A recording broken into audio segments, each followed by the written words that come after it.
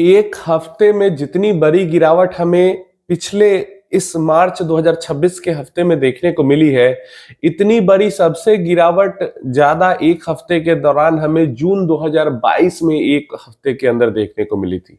2022 के जून में जो गिरावट हुई थी ना, एक हफ्ते के अंदर अंदर जितना ज्यादा, उतना बड़ा गिरावट 2023, 24, 25 में नहीं हुई, सीधा 2026 के मार्च के पिछले हफ्ते में हुई है, जहां पे ऑलमोस्ट 6% तक हमारा लार्ज जो है निफ्टी या सेंसेक्स की हम बात करते हैं वो गिर चुका है।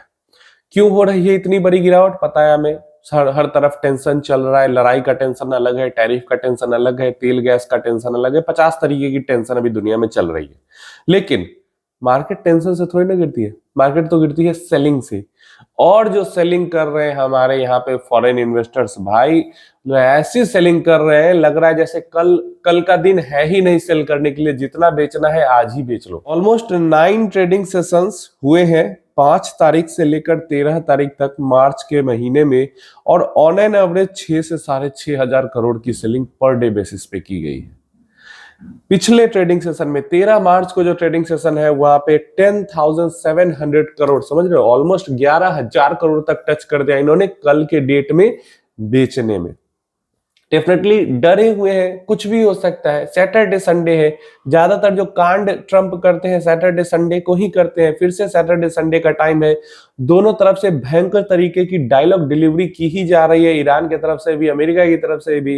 ईरान कह रहा है कि पूरा मिडिल ईस्ट से जितना अमेरिका का बेस है सब हटा लो, नहीं तो फिर हम दिखाते हैं क्या होगा, हमारी दोस्ती वोस्ती कुछ नहीं होने वाली, ऐसे ही जंग चलेगा।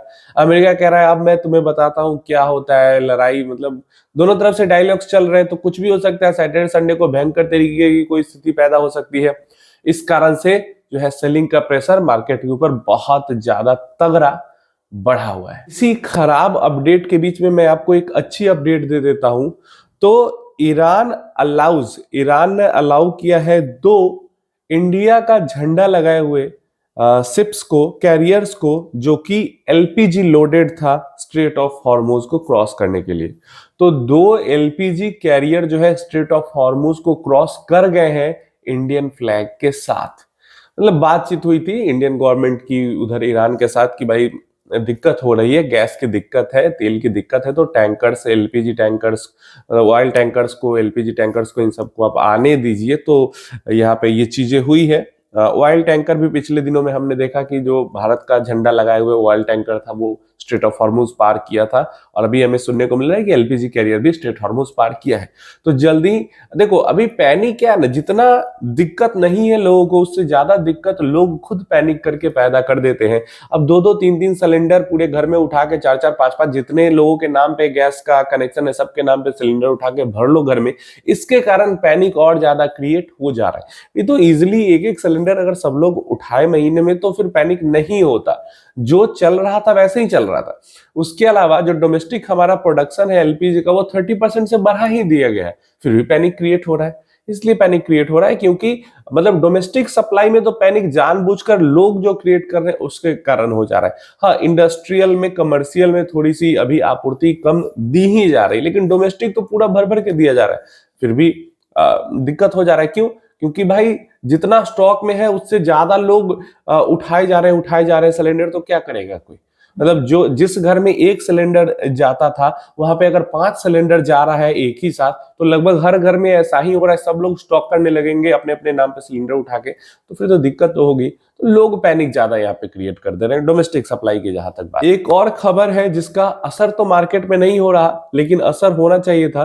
तो जैसे हमें पास्ट में देखने को मिला कि अमेरिका ने भारत को कहा था कि मतलब भारत तेल खरीदेगा रूस से अगले 1 महीने तक, तो उस पर कोई पेनल्टी वगैरह नहीं लगाई जाएगी, कोई सैंक्शन वगैरह नहीं लगाए जाएंगे। तो अभी अमेरिका ने कहा है कि अगले 30 दिनों तक, 1 महीने तक दुनिया के किसी देश पे कोई सैंक्शन वगैरह, कोई पेनल्टी नहीं लगेगी।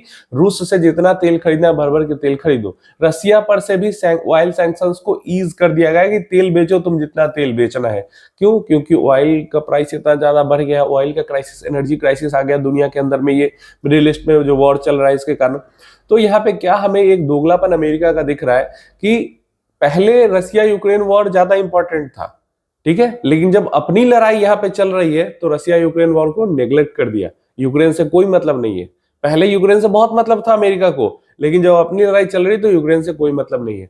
पहले तेल कोई खरीद रहा था रूस से तो वो फंडिंग कर रहा था, अब रूस से कोई तेल खरीद रहा है तो फंडिंग नहीं कर रहा है। तो यहाँ पे यही हमें सीखने को मिलती है कि और दूसरे देशों को सीखना चाहिए। भाई हम लोग तो ये जान ही रहे हैं, सीख ही रहे हैं, समझ ही रहे हैं कि अमेरिका हर जगह पे अपना फायदा ही देखता है, उसको दूसरे किसी देश से कुछ मतलब नहीं है। लेकिन फिर भी समझते नहीं, जो कुछ चाटुकार देश है वो ये चीजें नहीं समझते हैं, वो चाटुकारिता करते रहते हैं। लेकिन समझना यही कि अपना फायदा होगा भाई, वो तुम्हारा गला भी काट देगा, उसको कोई फर्क नहीं पड़ता है। तो वही चीज हमें अमेरिका की तरफ से फिर से यहाँ पे देखने को मिल रही है। अब जैसा कि मैं कह रहा था कि रूस पर से ऑयल सैंक्शंस को ईज किया गया, लेकिन फिर भी इसका इंटरनेशनल मार्केट में कोई असर नहीं देखने को मिल रहा। प्रेजेंट टाइम पे में भी लास्ट जो ट्रेडिंग सेशन या फिर ट्रेडिंग टाइम था, वहां पे जो ब्रेंट क्रूड का प्राइस था वो $103 पर बैरल पे क्लोज हुआ है। 103 मतलब लगभग समझ लो $104 पर बैरल पे क्लोजिंग मिली है। तो अभी भी ये जो है वो बहुत महंगा है। इसके बाद डॉलर की बात करते हैं तो कल के ट्रेडिंग सेशंस में हमें अमेरिकन मार्केट जो है वो गिरता हुआ दिखा था। ऑलमोस्ट नैस्डैक 1% तक गिरा, मतलब ओवरऑल मार्केट डाउ जोन्स में, एसएनपी में, नैस्डैक में, स्मॉल कैप इंडेक्स में, हर जगह अमेरिका के अंदर कल के डेट में गिरावट देखने को मिली। हालांकि फ्यूचर्स ग्रीन में पहले दिख रहे थे, लेकिन फिर भी गिरावट हुई। तो ये चीज है, और इसी कारण मुझे लगता है वहां पे डॉलर इंडेक्स भी हमें वीक होते हुए दिखा। जो डॉलर इंडेक्स कल की डेट में दिख रहा था 100 पॉइंट्स का जो मार्क है उसको क्रॉस कर चुका था काफी समय के बाद, वो वापस से अमेरिकन मार्केट्स क्लोज होते होते 97.65 के आसपास की क्लोजिंग मिली है। तो काफी गिर गया, 100 से 97 पॉइंट, मतलब 97.5 पे आ गया। तो ऐसे में हमारा जो रुपया जो 92.5 तक चला जा चुका है, उम्मीद है जब मार्केट खुलेगी मंडे को, अगर बीच में कोई कोहराम, कोई तूफान, कोई बहुत ही भयंकर वाली बेकार न्यूज नहीं आती है, तो मंडे को हो सकता है मार्केट खुले तो हमारा रुपया थोड़ा सा रिकवर करे। और हमारा रुपया रिकवर करेगा तो हमारा मार्केट भी थोड़ा सा रिकवर करेगा। जैसा कि गिफ्ट निफ्टी हमारा शो भी कर रहा है कि 0.4% के आसपास की पॉजिटिव में गिफ्ट निफ्टी है। प्लस मैंने पहले ही आपको बताया कि जून 2022 में जितनी गिरावट हुई थी एक ही हफ्ते के अंदर, उसके बाद सबसे बड़ी गिरावट पिछले ही हफ्ते में हुई है। तो अगर एक हफ्ते के अंदर में इतनी गिरावट हो गई और पिछला 3 सेशन तो भयंकर ही तरीके से पिटता ही चला गया हमारा मार्केट, तो इतनी ज्यादा गिरने के बाद थोड़ी सी शॉर्ट कवरिंग तो डिजर्व करता है मार्केट। क्या थोड़ी सी वैल्यू बाइंग, थोड़ी सी शॉर्ट कवरिंग, थोड़ा सा bounce back, dead cat bounce थोड़ा सा तो डिजर्व करता है हमारा मार्केट। तो इस तरीके का कुछ बाउंस हो सकता है हमें मंडे को मार्केट के अंदर देखने को मिले। लेकिन टर्म कंडीशन वही है कि कुछ सैटरडे संडे मतलब बिल्कुल ही अनप्रिडिक्टेबल हो चुका है ना पिछले कुछ समय से सैटरडे संडे। तो कुछ उल्टा सीधा चीज यहाँ पे अगर नहीं होता है तो डेफिनेटली हमें मंडे को थोड़ी सी रिकवरी देखे, और वो रिकवरी ही बस होगी, वो कोई सेंटिमेंट चेंज नहीं होगा, कुछ पॉजिटिव वो नहीं होगा, वो बस डेड कैट बाउंस टाइप का मंडे को हो सकता है हमें देखने को मिले।